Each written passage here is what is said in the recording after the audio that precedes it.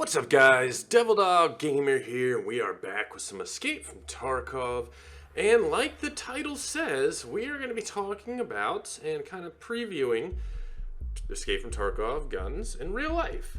For those of you who haven't been around the streams or haven't heard what we're doing, for the past probably 6 months, I've been working on getting guns replicated from Escape from Tarkov and using them in real life to be able to compare them from in-game, because Escape from Tarkov gives us this great customization of weapons, and from there it's pretty simple to actually get them together in the configuration that you like from game in real life. And today we're going to kind of talk about the status of this, plus showing you guys what the first 2 weapons we are going to do, and possibly the third, maybe a hint on the third, are going to be, and talk about some of the limitations I've already run into, plus what you would like to see in the future from this, etc. Now this is going to mix real life shooting of these guns plus in-game shooting of these guns to show, how they're similar and stuff like that, and how they do in real life. How they stack up in real life definitely is going to be the thing. So, without further ado, the first 2 guns is the AK-74 and the M1A EBR. That is right. So we're gonna start with, let's talk about the AK-74 a little bit.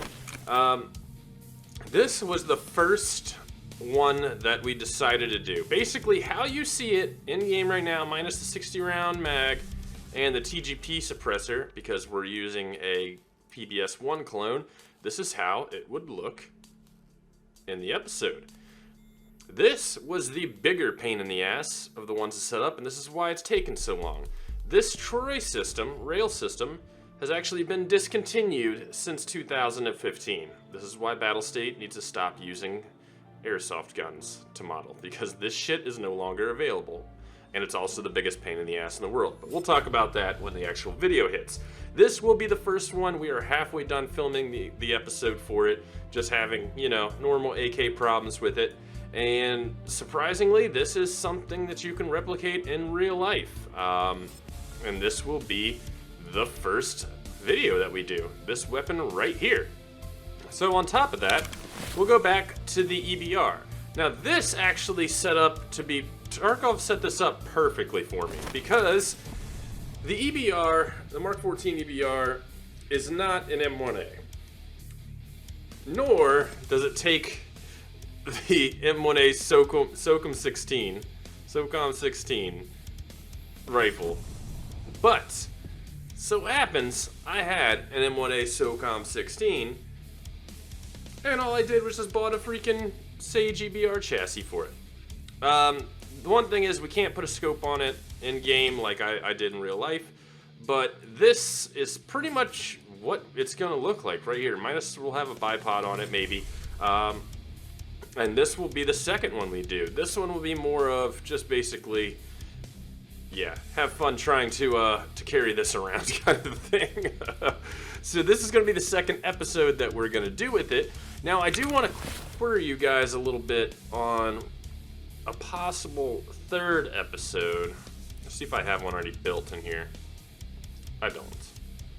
Alright. How would you like to see select fire full auto AKM versus how it is in game? Possibly want to see it? Possible. Maybe. I don't know. Possible. Let me know what you guys think. Now, because Escape from Tarkov offers us this customization, it's pretty easy to kind of build guns in real life and kind of go from here. I think it's a cool idea to take the guns that you like in game, that you're constantly running around with, and show them to you in real life, run them through their paces, tell you why they would suck in real life or why they would excel in real life. Because I will pick the dumbest stuff ever that you wouldn't think of, but after 1,000 rounds, it's causing you to bleed kind of thing, and tell you about it. If you haven't seen my gun review, especially on the Scorpion, I would check it out. It's definitely down there on my channel.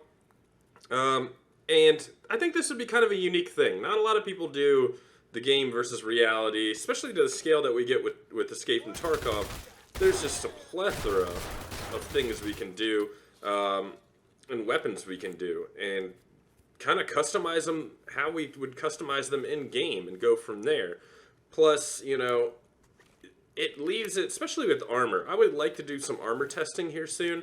I do have access to some pretty hard to find armor piercing rounds that you do kind of see here in game.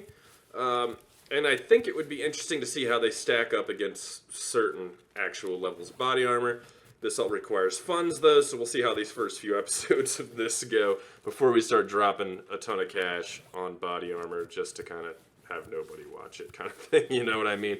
But this is going to be the new thing. I've been working for the past year with the gun industry to get to where we can get these things and do these things and mix gaming and guns, and this is something I've been wanting to do because you guys love Escape from Tarkov, and Escape from Tarkov is the perfect platform to work with the customization and build guns that you would see in game and take them out and have a lot of fun with them. If you don't follow my Twitter, you totally should, because we actually had a third build that blew up on me. You probably saw the other video, the Sam 7K exploding on me.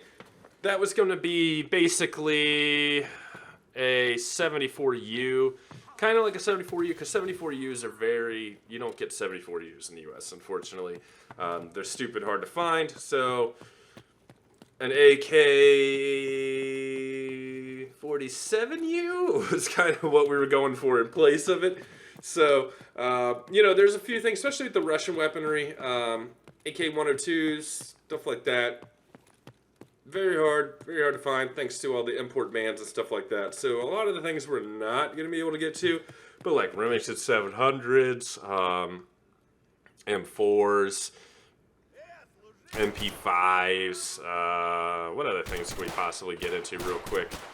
SA-58, easy peasy, the Voodoo scopes, I mean, just Glocks, TTs, plenty of TTs around.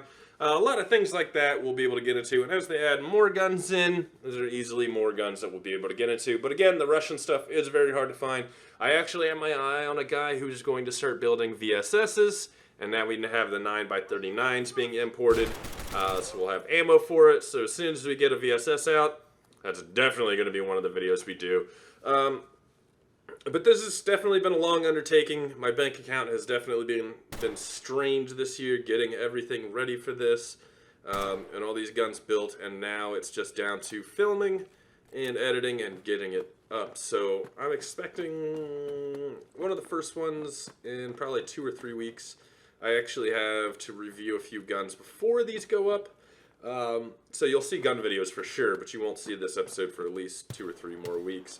And we'll be going from there. But this is kind of a unique opportunity. And we can do this with other games too. If there's a gun that's not in Tarkov, we can find it in another game, kind of mod it out to be similar to it, and take it out and kind of show what it would be like in real life to run it and its weaknesses. Because the gun guy, you know, the gaming industry are not gun guys necessarily. Not normally. So, you know, say you take a game like Tarkov where you can put your optics and stuff where you want them.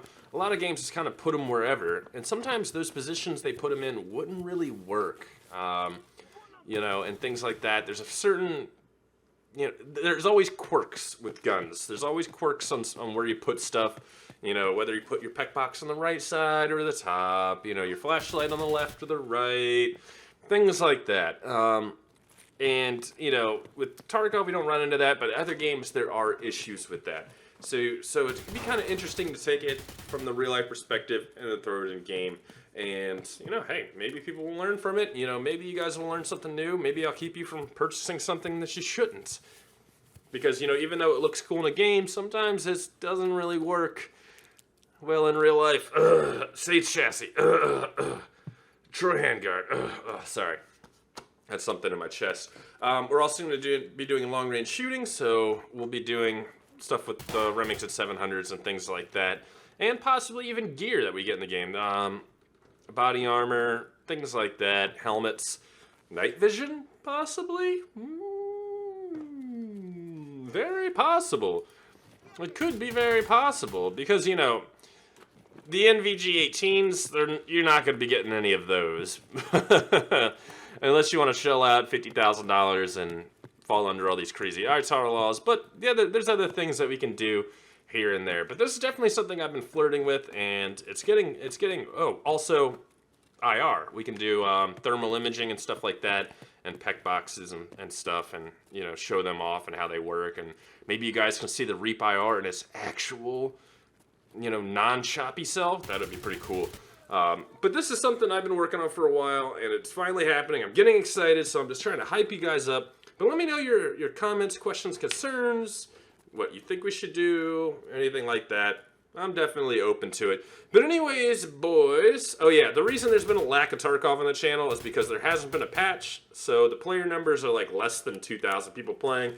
And I played it pretty much 6 hours today, and I got into like maybe 2 or 3 firefights with like single low-geared dudes. So it's been very hard to catch some Tarkov content, but hopefully we'll get some in real life gun Tarkov content. That'll be kind of cool.